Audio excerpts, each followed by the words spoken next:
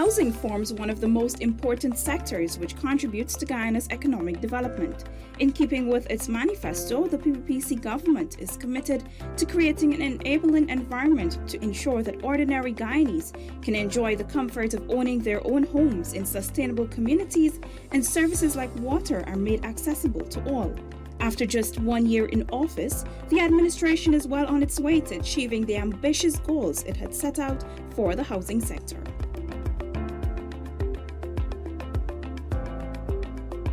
I'm very happy because it's a very long time since I have applied, and I feel really get through, and I must say I'm very grateful because it's not easy that what I'm going through, renting and then from one place to the next place, and now that I get through it a lot, I'm really thankful. For me, it's a great joy after 20 years, 2000 to now.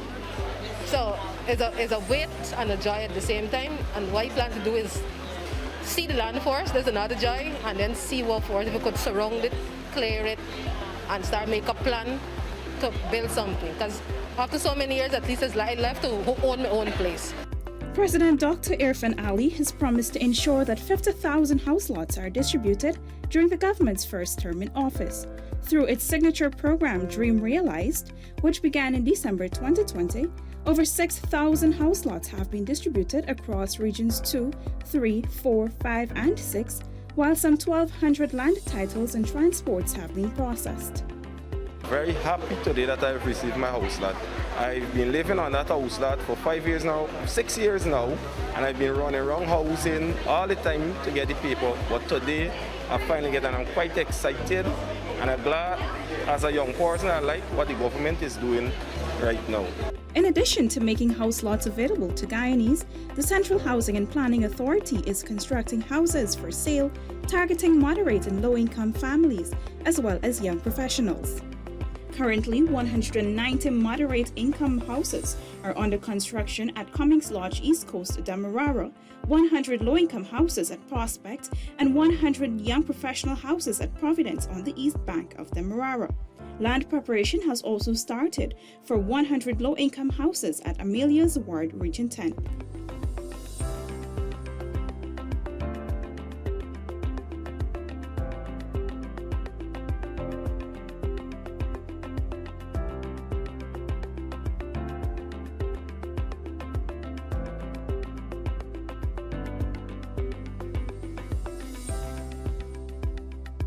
The government, in keeping with its policy of inclusivity, has also catered for the construction of 200 houses at Hampshire and Ordnance Fortlands, Region 6, and 100 houses at Anna Katrina, Cornelius Ida, Edinburgh, and Metamurzorg, Region 3.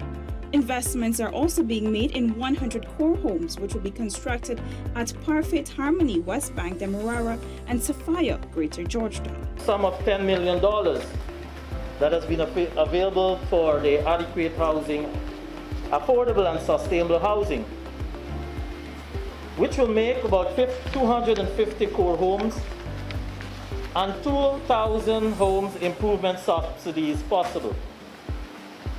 But what does it mean for you? It means that there are 50 persons from Sophia who will be selected to receive core homes. That's an investment of $200 million. 119 persons will receive home improvement subsidies. That's an investment of $59,500,000. A critical part of building sustainable communities is ensuring that the necessary infrastructure, such as roads, drainage, bridges, water, and electricity, are in place. Since taking office in August 2020, the government has invested over $13 billion in infrastructural development in 22 new and existing housing schemes across the country.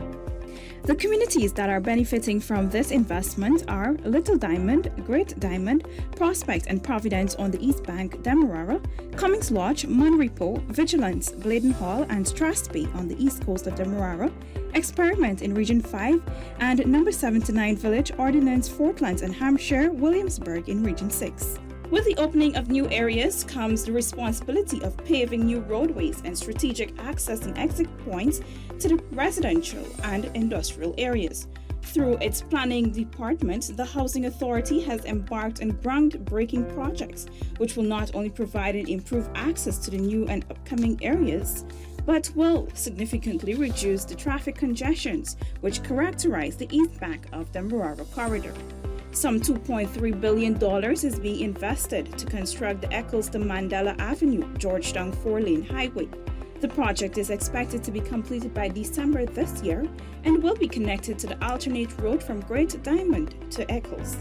We are speaking about 18,800 beneficiaries directly, or households that are within the remit of our housing scheme along that stretch of the East Bank.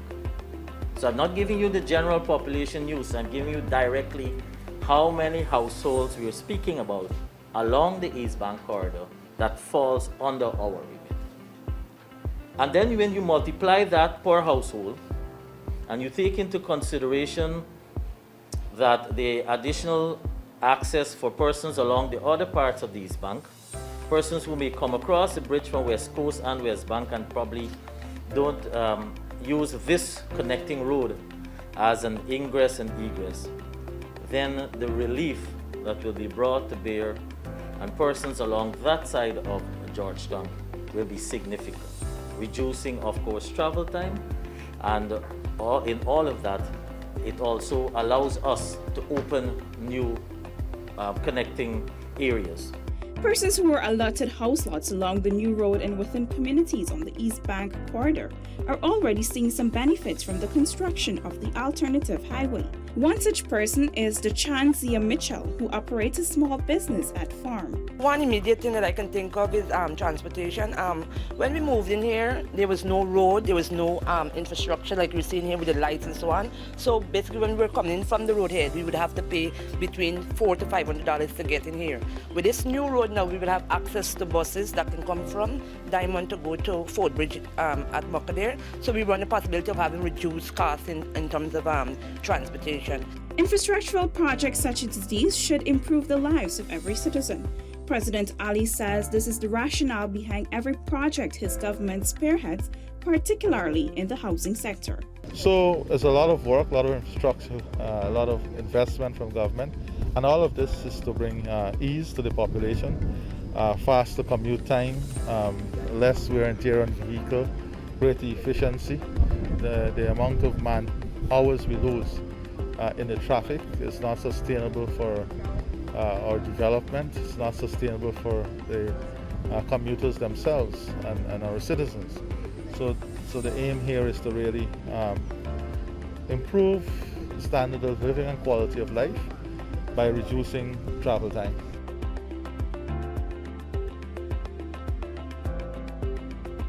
The government is focused on providing more than residential areas. It wants to provide communities where families can grow and thrive. Providing recreational spaces within the housing schemes has therefore become part of the plans for developing wholesome communities. In June, the CHPA signed a $51 million contract to build a state-of-the-art recreational facility in Sophia, Greater Georgetown. The facility will be built with reinforced concrete and will boast an open view deck and bleachers, open ground floor space with washroom and changing rooms, tiled floors with wheelchair access ramp, a basketball court, play area with swings, seesaw, slide, and round climber. The construction of this multipurpose facility in this area, which forms part of the Adequate Housing and Urban Accessibility Program, this program is designed by its dynamics to improve the quality of life for residents, especially in the urban areas, by improving not only your access to housing, but the physical infrastructure in the areas.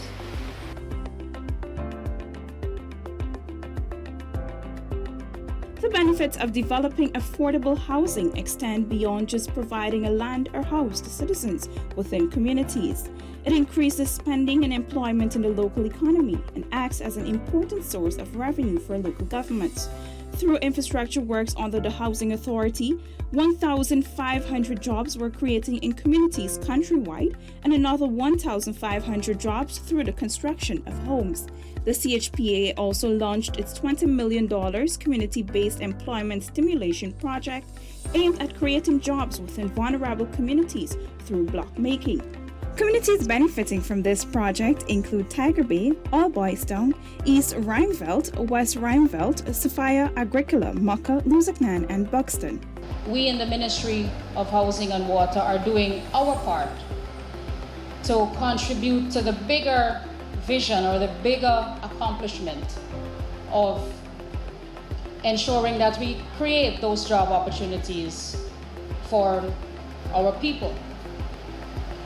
And so we chose the most vulnerable communities because we are convinced as a government that we need to improve lives. The project will be piloted this year at a cost of $3.9 million and will provide startup support, including block making sheds and tools to targeted communities. Contractors have agreed to purchase blocks from the project to use on the homes being built by the CHPA. As part of its manifesto promises to the government, within 6 months of being in office, removed the value-added tax VAT from construction materials, including sand, stone, concrete blocks, and lumber.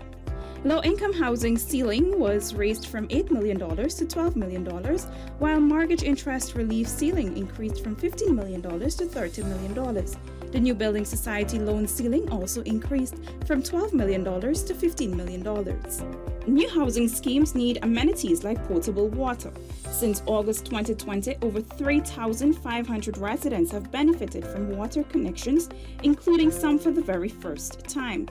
Hinterland regions have not been left out. In Region 1, over 2,000 residents benefited from the construction, expansion, and extension of a water supply system in Whitewater, Rincon, Mora, and Barabina, among others, while Region 7 has seen the drilling of a new well and construction of a new water supply system.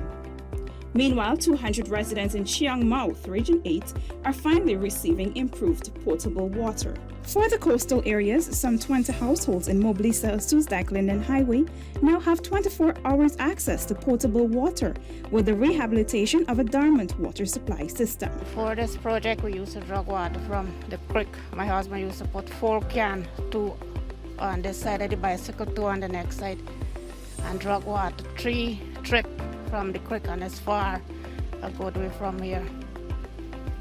And now we get the water. Before we get water, we just gotta go tail down at the creek at the back, and with ensuring it's hard to drag up water. So thank God for it. A new well was activated at the Sophia Water Treatment Plant in Georgetown to provide improved service to residents. Over 2,500 households in Eccles and surrounding areas on the east bank of the Marara now have access to water that exceeds the World Health Organization's standards. New homeowners residing in the William Housing Scheme, Region 3, can now comfortably access water on their premises with the new water system in place. Treated water supply was also extended to residents from New Amsterdam Water Treatment Plant to Vride, Region 6 for the first time. The production capacity of the Bartica Water Treatment Plant is also being upgraded to benefit 8,000 residents.